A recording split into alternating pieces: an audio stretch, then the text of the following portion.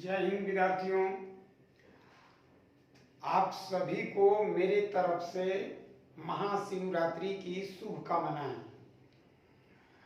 जैसा कि आप लोग जानते हैं कि हम लोग बहुत दिनों से लाभ हानि पढ़ रहे थे, तो आज मैंने आप लोगों को पढ़ाने के लिए साधारण ब्याज चैप्टर स्टार्ट करने जा रहे हैं।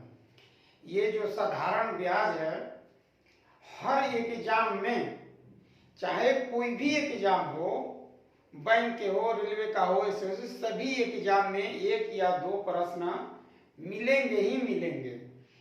तो आज हम लोग साधारण ब्याज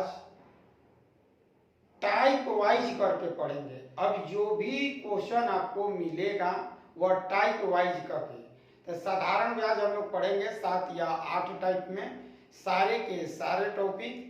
तो आइए आज से हम लोग स्टार्ट करते हैं एकदम फाउंडेशन से।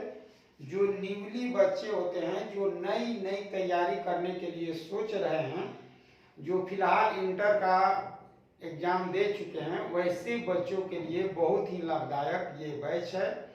तो हम आपसे चाहेंगे कि आप एक नोट्स बनाइए।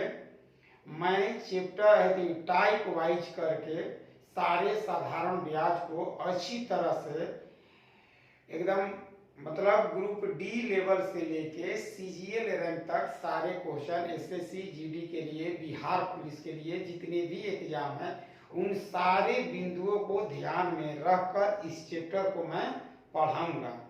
इसलिए कमजोर से कमजोर जो भी बच्चा हो, इस सेशन को, इस बैच को आप रेगुलर देखा कीजिए। आपसे हमें उम्मीद है कि आपको बहुत लाभ होगा। तो आइए, साधारण ब्याज आज पहला दिन है फाउंडेशन बैच का। तो हम साधारण ब्याज में क्या सीखते हैं, देखिए। पहले साधारण ब्याज, तो साधारण ब्याज का सूत्र क्या होता है बाबू? साधारण ब्याज बराबर मूलधन गुना समय गुना दर, बाटा में क्या 100।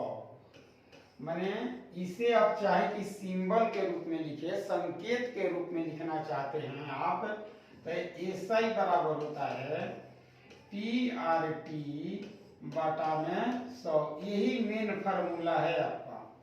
माने एक ही फार्मूला से, इसी फार्मूला से आप साधारण ब्याज के कोई भी क्वेश्चन आप हल कर सकते हैं। ठीक है, अब समझना है इसे कि अभी एक साधारण ब्याज है, तो साधारण ब्याज किसे कहते हैं? तो बाबू, आप जितना किसी व्यक्ति से धन लेते हैं तो उसे मूलधन कहते हैं। देख लीजिए, पहले मूलधन का परिभाषा क्या है? मूलधन, इसे अंग्रेजी में प्रिंसिपल कहते हैं। क्या कहते हैं? प्रिंसिपल माने मूलधन। किसी व्यक्ति से या बैंक से जो राशि हम उधार लेते हैं उसी को मूलधन कहते हैं। माने किसी व्यक्ति या बैंक से जो राशि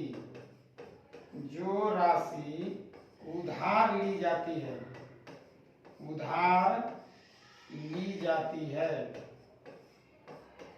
उसे क्या कहते हैं? उसे मूलधन कहते हैं। क्या कहते हैं? मूलधन कहते हैं। ठीक है, आप किसी भी संस्था से ले लीजिए, बैंक से ले लीजिए, किसी भी आदमी से लीजिए, जितना धन आप प्राप्त करते हैं, जितना धन आप लेते हैं, उसी को क्या कहते हैं? मूलधन। तो मूलधन के मतलब हो गया ली गई राशि। चाहे आप किसी व्यक्ति से लीजिए, किसी संस्था से लीजिए, किसी बैंक से लीजिए, उसी को क्या कहेंगे? मूलधन कहेंगे। अब आगे देखते हैं क्या है। अब है कि दर किसे कहते हैं? दर, अंग्रेजी में इसे रेट कहेंगे। क्या कहेंगे? दर को रेट कहा जाता है। कोई भी व्यक्ति आपको पैसा ऐसे ही नहीं दे देगा, उस व्यक्ति, देने वाले व्यक्ति को लाभ होना चाहिए। आप बैंक से ले रहे हैं तो बैंक को लाभ होना चाहिए, क्योंकि मदद कर रहा है आपको। तो वो कुछ आपको फिक्स कर देगा कि आप यदि 100 रुपया लीजिएगा तो आप हमें 110 रुपया दीजिएगा रिटर्निंग। तो जो आप 10 रुपया एक्स्ट्रा दे रहे हैं उसे क्या कहेंगे? रेट कहा जाता है। यानी कि 100 रुपया पर 100 रुपया पर 100 रुपया पर एक साल में जो राशि प्राप्त होती है उसे रेट कहते हैं।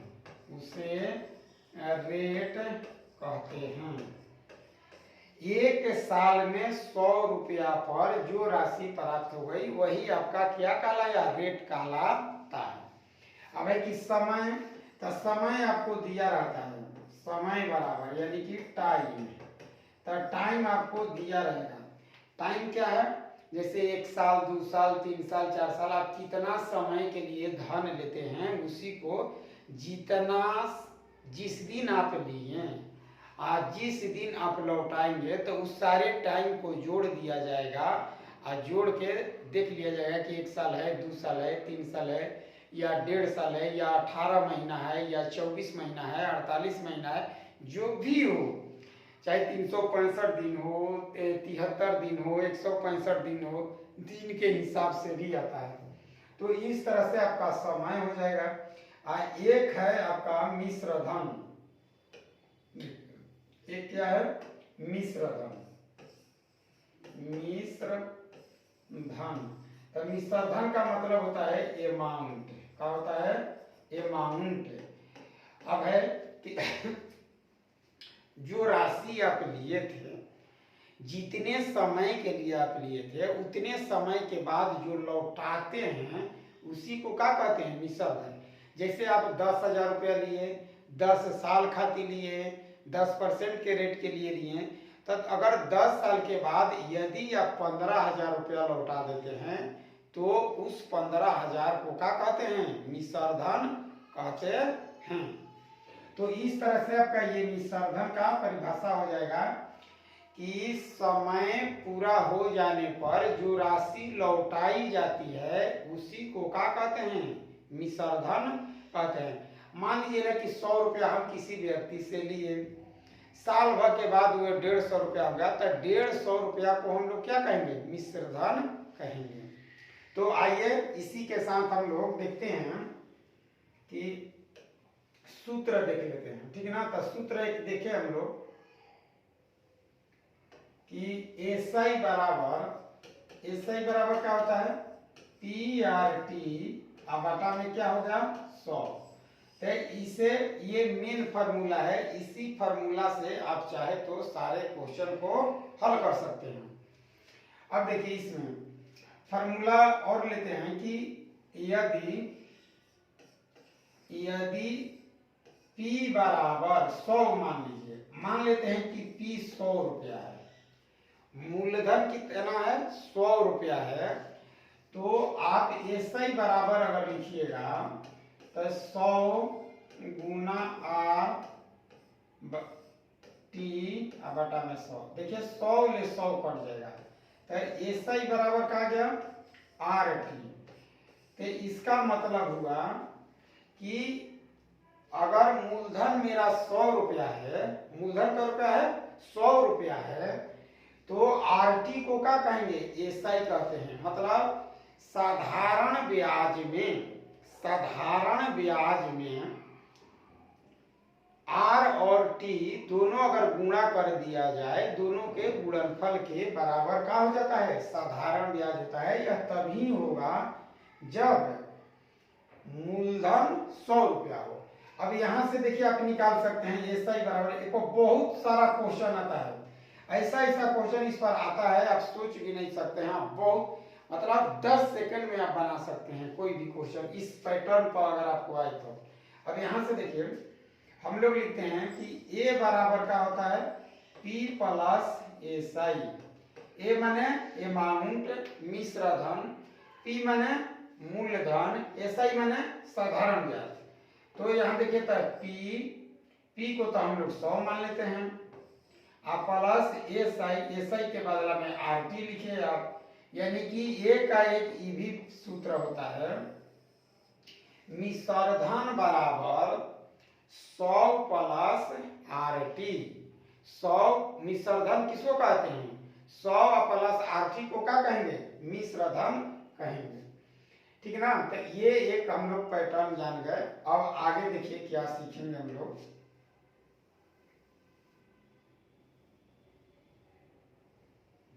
देखिए बहुत ही बहुमूल्य चीज हम बताने जा रहे हैं आपको कि साधारण ब्याज जो होता है कैसे कैसे फॉलो करता है, किस पर डिपेंड होता है। तो इस चीज को देखिए समझिए। जैसे देखिए P R T S I, ये तीन चीज है। पी माने मूलधन, आर माने रेट, टी माने समय, S I means, S I का मतलब क्या होता है? साधारण ब्याज होता है। तो अब देखिए मान लीजिए ना कि ये 100 रुपया है, ये 5% है और ये 2 है, 5% 2 वर्ष। तो अभी हम लोग पढ़े कि जो एसआई होता है वह आर टी के बराबर होता है। तो देखिए 5 ले 2 ले गुना कर दीजिए, 5 दूनी कितना गया? 10। तो एसआई मेरा 10 रुपया हो जाएगा। अब कहने का मतलब है कि अगर पी को 300 कर देते हैं, देखिए ये ज्यों का त्यों है, तो अब बताइए 5 दूनी 10, 10 तीन आई 30, ये 30 रुपया आ जाएगा। तो कहने का मतलब है कि अगर ये 3 गुना हो रहा है और रेट और समय ठीक से जितना शुरू में था उतना ही अभी भी है, तो ये भी 3 गुना होगा। क्या हो जाएगा? 3 गुना। यदि मूलधन को 3 गुना करेंगे तो साधारण ब्याज भी 3 गुना हो जाता है। कब? जब आर और टी दोनों क्या हो? सेम हो, नियत हो, फिक्स हो। अगर मान लेते हैं कि इसको हम फिक्स कर दें कि ये 300 रुपया है,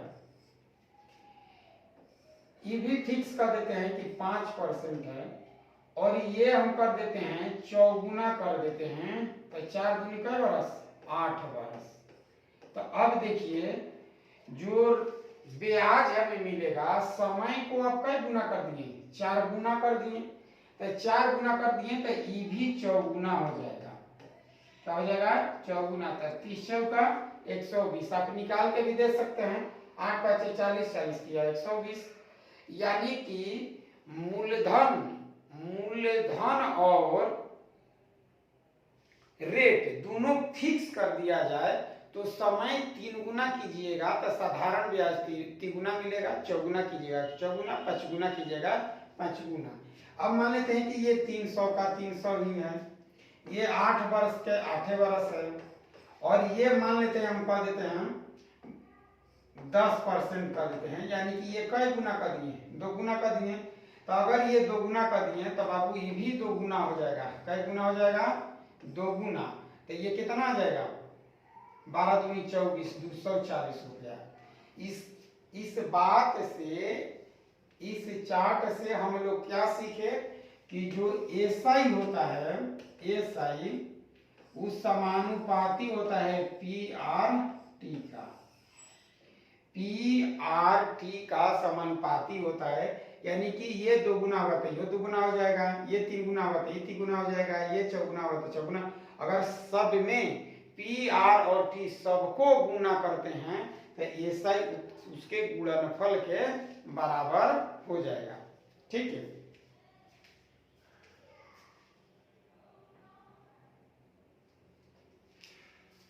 बहुत बढ़िया। देखिए एक बार फिर हम समझा देते हैं कि जो साधारण ब्याज किसके समानुपाती होता है?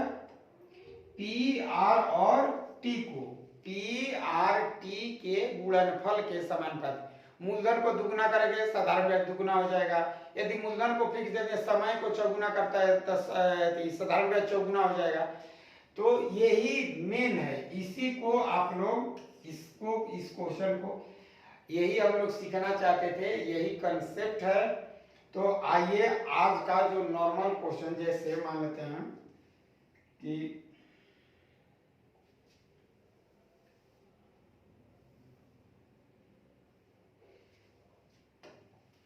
देखिए मान लेते हैं कि P आपके पास है 15,000 रुपया है, R है 5% और T है 4 ईयर्स। हमसे एसआई पूछा हुआ है, क्या पूछा हुआ है? एसआई। तो इसे कितने तरीका से हम बना सकते हैं? तो एसआई बराबर क्या हो जाएगा? पी आर टी बटा में 100। तो बताइए 15,000 गुना 5 गुना 4 बटा में कितना? 100। तो 2 जीरो से 2 जीरो। अब कटाइए पंचौ का 5 ले 4 गुना 20 और 15 दूनी 30। पंचौ का 20 15 दूनी 30, 3,000 रुपया आ जाएगा। देखिए 2 जीरो से 2 जीरो काटा देंगे, बच गया 150। या पंचौ का 20 1 जीरो आ जाएगा, 1 जीरो पहले से 2 जीरो और 15 दूनी 30, यानी कि 3,000 रुपया साधारण ब्याज निकलेगा। तो ये एक बाई फार्मूला हुआ। अभी हम लोग दूसरा तरीका देखिए सीख लेते हैं। M2 बराबर कि हम अभी आप लोग को बताए हैं कि RT को क्या कहते हैं? SI। R और T के गुणनफल क्या कहलाता है बाबू? SI कहलाता है। तो यहाँ देखिए 5 गुना 4, तो ये आ गया पंचौ का 20%। तो यहाँ से भी आप SI निकाल सकते हैं। कितना? 15,000 का 20%। 2 जीरो से 2 जीरो कटा दीजिए, 15 दूनी 30। कई हजार रुपया आ गया? 3,000 रुपया आ गया। यानी कि आप R और T को गुना कर दीजिए 20%। तो ऐसा ही निकालना है तो इसे निकाल लेंगे। एक तरीका और है, देखिए M3। तो M3 है कि आप R और T बराबर ऐसा ही हो जाएगा। तो कितना आ जाएगा? 5 गुना 4 बराबर पंचौ का 20%। अब 20% के वैल्यू रख दीजिए कितना? 1/5। 20% का वैल्यू 1/5। तो यदि हम ऐसा ही निकालेंगे तो 15,000 का 1/5 निकाल दीजिए, बचती हैं 15। तो कई हजार रुपया आ गया? 3,000 रुपया। तो ये 3 तरीका है। आप ये तरीका तीनों तरीका अपने अपने जगह पर बहुत ही इम्पोर्टेंट रोल निभाता है। तो प्यारे विद्यार्थी, आप तीनों तरीका को जानिए, समझिए, उसे अमल कीजिए। आप जब भी घर पर बैठे हैं मैथ बनाते हैं, 3 तरीका 4 तरीका 5 तरीका, जितना तरीका आप जानते हैं सभी तरीका से बनाइए। तो आइए कुछ और हम लोग समझते हैं क्या क्या बातें इसमें ध्यान देने योग्य है। कि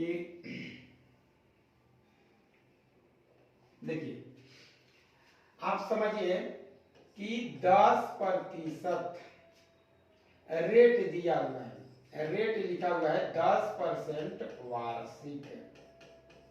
इसका मीनिंग ही समझना है, का अर्थ, का मतलब, अर्थ क्या है इसका आप समझिए। तो बताओ अब 10% का वैल्यू कितना होता है? 1/10। तो 1/10 से आप क्या समझ लेते हैं? तो आपको समझ लेना चाहिए PRTSI। इसका मतलब हुआ कि ये जो P हो जाएगा ये 10 रुपया हो जाएगा। P कितना हो जाएगा? 10 रुपया। SI का रुपया हो जाएगा? 1 रुपया हो जाएगा। ये जो आ जाएगा आपका 1%, ये 1 ईयर रहेगा। कितना रहेगा? 1 ईयर। क्योंकि हम लोग इसी को गुना करके ये वाला लिखा गया है। मतलब शॉर्ट में आप समझिए, देखिए यानी कि P और SI, तो नीचे वाला जो है ये 10, इसको P मान लेंगे और ऊपर वाले को एक SI मान लेंगे। अगर आपको निकालना है A, तो ये दोनों जोड़ दीजिए, तो 10 क्या हो गया 11। 10% वार्षिक का मतलब हुआ 1/10, 10 रुपया पर 1 रुपया 1 साल में हमें क्या मिलेगा, ब्याज मिलेगा। और लेते हैं, देखिए मान लीजिए आपको मिल जाए कहीं 16.2/3% वार्षिक लिखा हुआ है। इसका मतलब हुआ कि इसका वैल्यू निकाल लीजिए, कितना होता है 1/6। ये सब वैल्यू बहुत कॉमन वैल्यू है, बार बार रिपीट होता है, हर एक एग्जाम में रिपीट होता है। तो इसको आप 1/6, तो इसको हम क्या कहें 6 को, तो 6 को हम लोग कहेंगे, 6 को P कहेंगे मूलधन। इसको क्या कहेंगे, तो साधारण ब्याज कहेंगे। जो अंश है उसे क्या कहेंगे, साधारण ब्याज कहेंगे। और यदि आपको ये लिखना है तो 6 + 1 बराबर क्या गया 7।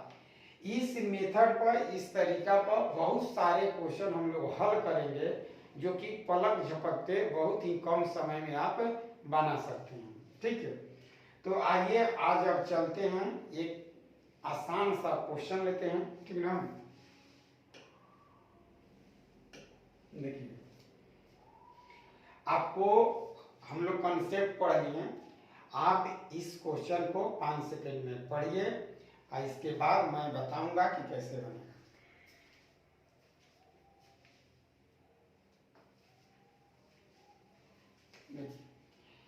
दिया है कि मूलधन 4000 रुपया पर, 4000 रुपया पर का मतलब कि 4000 रुपया धन है आपका, 18 माह, टाइम कितना दिया है 18 माह, 12% वार्षिक ब्याज की दर से कितना ब्याज अर्जित, ब्याज माने साधारण ब्याज, 4000 रुपया किसी व्यक्ति से हम लिए, कितने महीना के लिए 18 माह के लिए, कितने परसेंट, तो 12% की दर से। वार्षिक है मतलब एक साल में 100 रुपया पर 12 रुपया आपको देना होगा। तो बताइए इसमें से साधारण ब्याज क्या होगा। तो बाबू आप लोग फार्मूला क्या पढ़े कि SI बराबर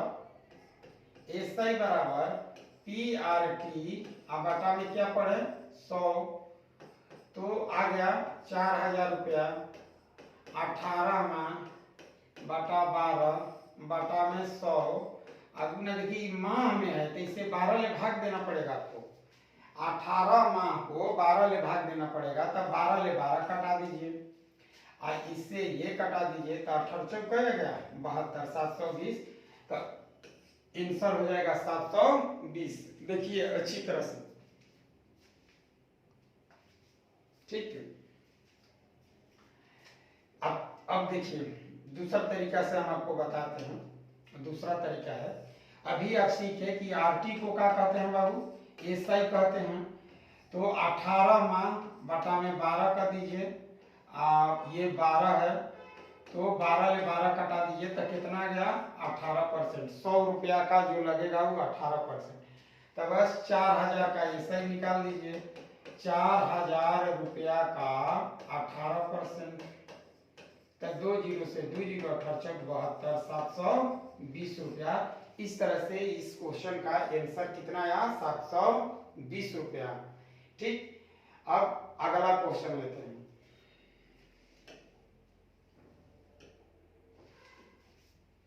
चलिए 5 सेकंड आपको समय दिए गए, 5 सेकंड आप पढ़ लीजिए।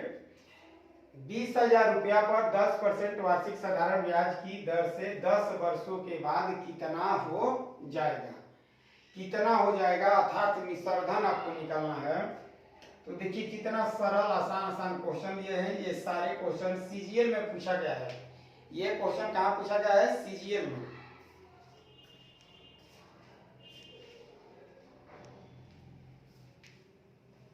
देखिए कितना दिया हुआ है रेट, ये है मूल्यधन, क्या है, मूल्यधन है, ये रेट है 10%, साधारण ब्याज की दर से, टाइम कितना दिया हुआ है 10, तो आप निकाल लीजिए आराम से, कितना अच्छा हो गया, एसआई बराबर निकाल लीजिए, पीआरटी या बटा में 100 बराबर 2000 रुपया, गुना 10 बाई 10 कर लीजिए 100, 100 ले 100 मारिए, कितना रुपया आ गया, 2000 रुपया आ गया, बोलिए 2000 रुपया। तो हमें निकालना क्या है, मिश्रधन निकालना है, क्या निकालना है, मिश्रधन।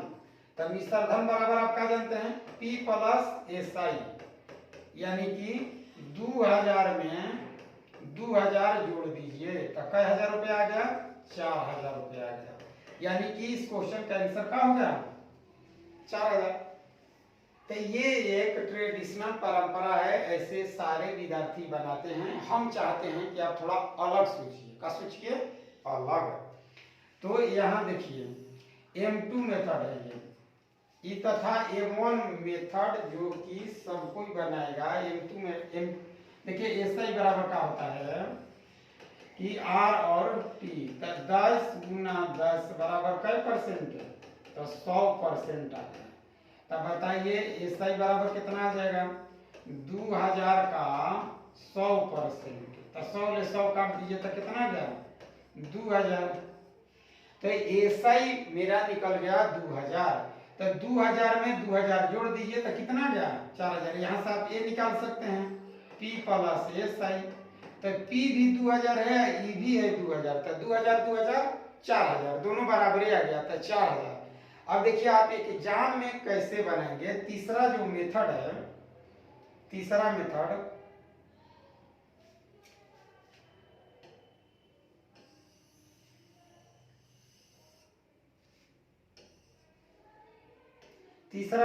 मेथड देखिए, ये एक एग्जाम में हम लोग बनाते हैं, कहाँ, एक एग्जाम में एकदम सरल तरीका है। देखिए R और T को आप लोग क्या कहते हैं, एसआई कहते हैं, बता चुके हैं।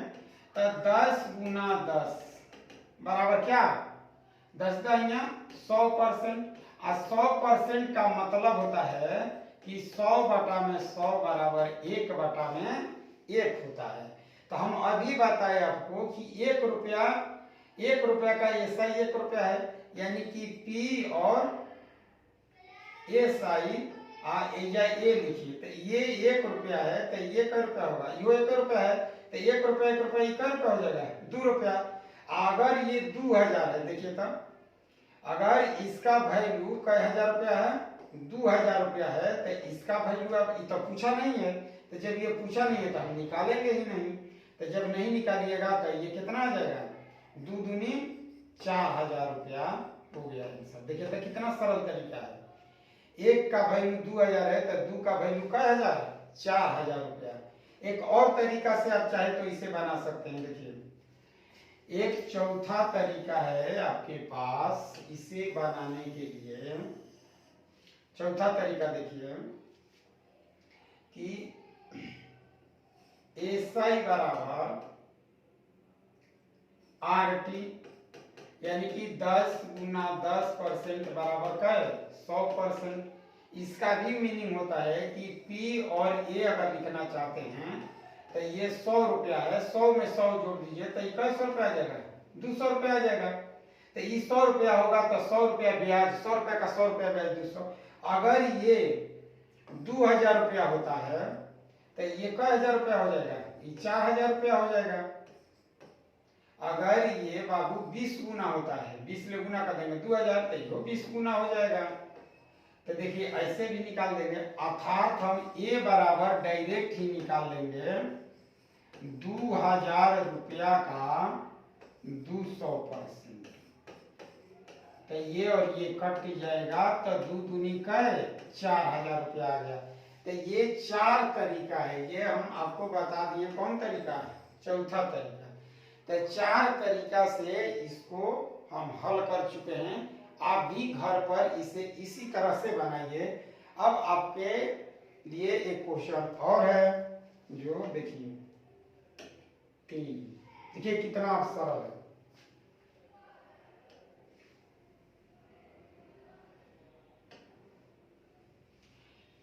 किस राशि का निस्वर्धन 5 वर्षों में 3.1/3% की साधारण ब्याज दर से 7,000 रुपया हो जाएगा।